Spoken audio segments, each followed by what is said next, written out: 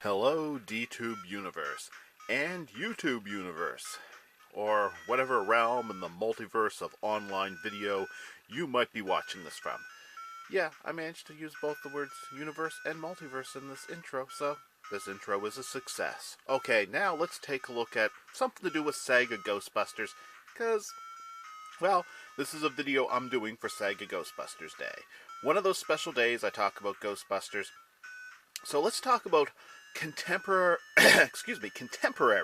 portable consoles that work with flash cards that can play some form of Ghostbusters game. You know, something related to the existing Sega Ghostbusters games.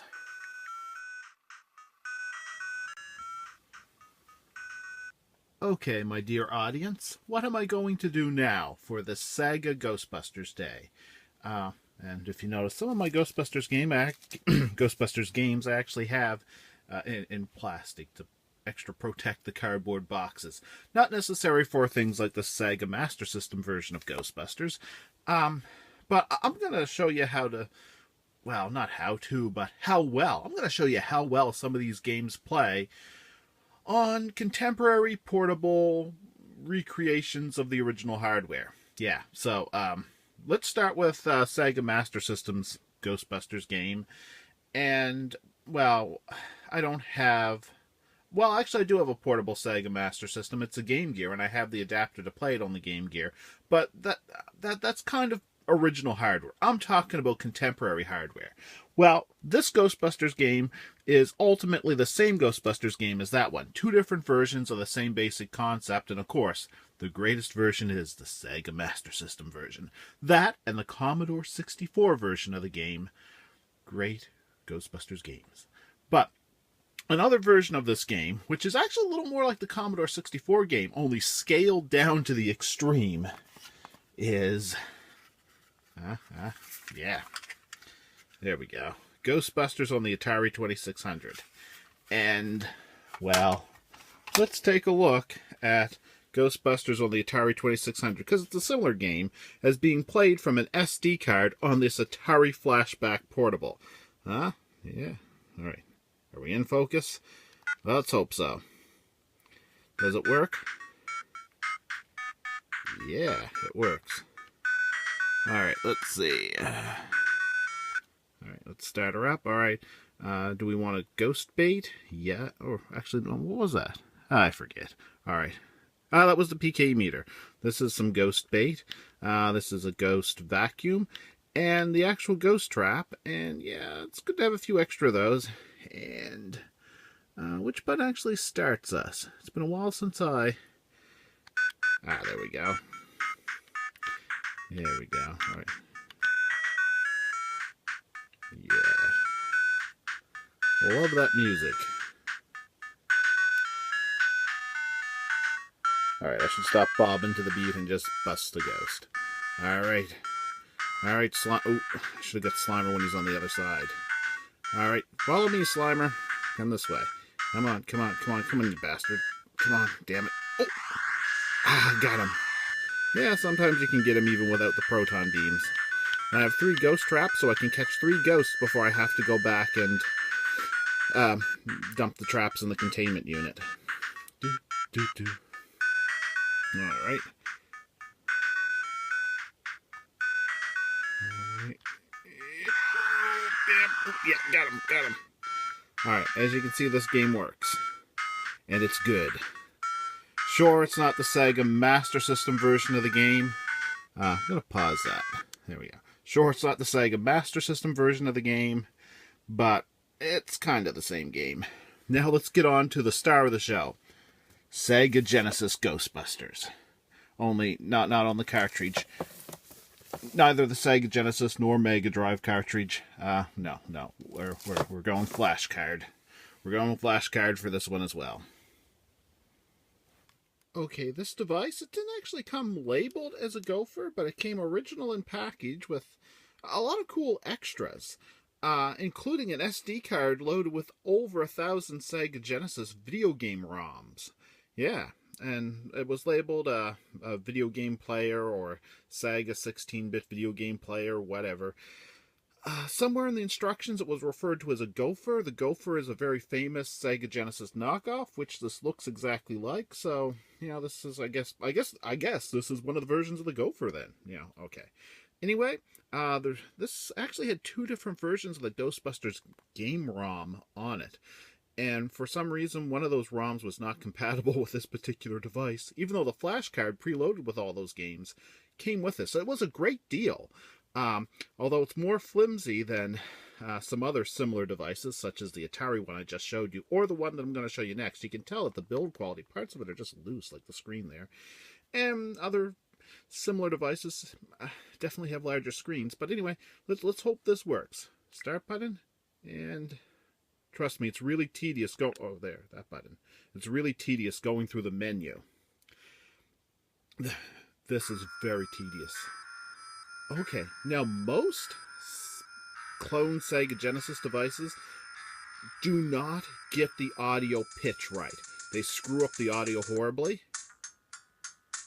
This one got the pitch pretty good. I think it got the pitch right. It's hard to tell because the rhythm's been slowed down so horribly. Let's start the game. Alright, start. Doesn't matter if it's easy or hard. Alright, let's take Raymond.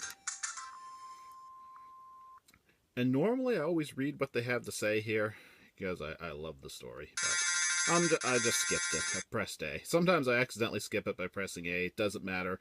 Let's get right to the whole thing here. Yeah, that audio is way too slow. So this device, it gets the audio pitch correct, but it looks like it's playing a little too slow. But is it just the audio that's playing too slow? Well, I'm getting bad reflection. Maybe I should have turned off the lights. I don't know. Oh yeah, that's slow. That's slow and sluggish.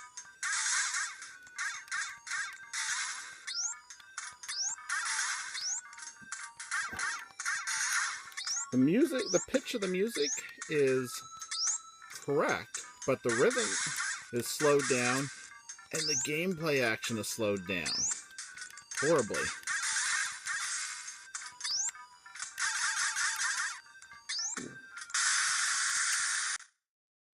Okay, with its bigger, brighter screen, this AtGames device, the Sega Genesis portable player from AtGames, also scrolls through the games on the SD card a lot better. And it has a definitely better quality screen. The D-pad feels better. It feels like it's made of more structurally sound stuff. And while there's different versions of it that come in different colors, obviously, well, at least in my opinion, the version I just showed you with the blue and the black is the better looking device. But that said, this one is of a greater build quality. That said, this one didn't come with an SD card and the other one did. So I can't totally dismiss the quality of the other one. Anyway, loading game. Here we go. Yeah, the pitch is screwed on this one. Better screen, but that's not Ghostbusters music. Well, it's kind of Ghostbusters music. The pitch is off. The pitch is bad. The pitch is bad. Let's go with Ray again, just 'cause why not? Alright. You know the story. And if you don't, I've talked about it in other videos. I'm going to the same level, but you can probably tell the pitch is different in this. Well, this one, the pitch is off. The pitch is incorrect, but at least the music rhythm is playing at the correct speed. So the notes are not slowed down, but they are out of tune. I don't know. But this is going to play a lot smoother.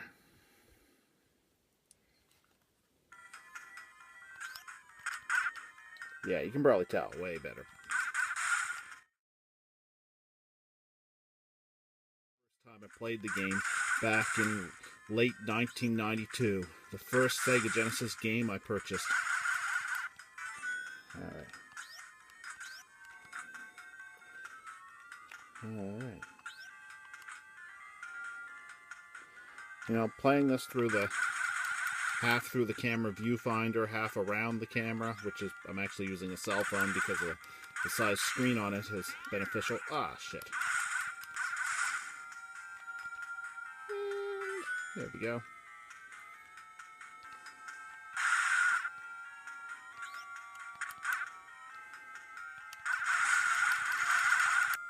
You know what? Fuck it. It doesn't matter if I survive or not. As you can see, the gameplay is good. The visuals, this is for a little portable device like this, it's pretty good. But the audio pitch is screwed up. But at least this is pretty playable. So there you go. This little AtGames device. I think it's unacceptable that they don't make effort to get the audio correct. But that said, everything about this is such a cool little device, I can't hate on it too much. So anyway, there we go. There's Sega Ghostbusters, playing on a contemporary portable device. Okay, so there you go. There's some old, retro, classic Sega Ghostbusters video games. Well, one of them technically Atari. Some Atari and Sega Ghostbusters games being played on contemporary portable hardware that was somewhat recently released and still available and still being produced. So there you go. That's our look at something related to Sega Ghostbusters for this year on this Sega Ghostbusters Day. And feel free to look for some of my other videos. Yeah, this probably wasn't the best video, and considering I recorded audio from 2 different sources, one of which was a cell phone, and my editing software is kind of limited, there's going to be some discrepancies. But hopefully you found this to be good, and feel free to look for some of my other videos. There's some videos out there that I've already edited and uploaded and put out there, including, and there's also some videos I just haven't gotten around to editing that have been in development for a very long time. So hopefully some of those videos will get uploaded eventually, and just feel free to check out more of my videos if you had enjoyed this at all. Just hopefully you did. And if not, then you're probably not still listening to me ramble on anyway. But I've been uploading videos to DTube now as well as YouTube, so perhaps I'll focus more on making stuff around the DTube format as opposed to YouTube.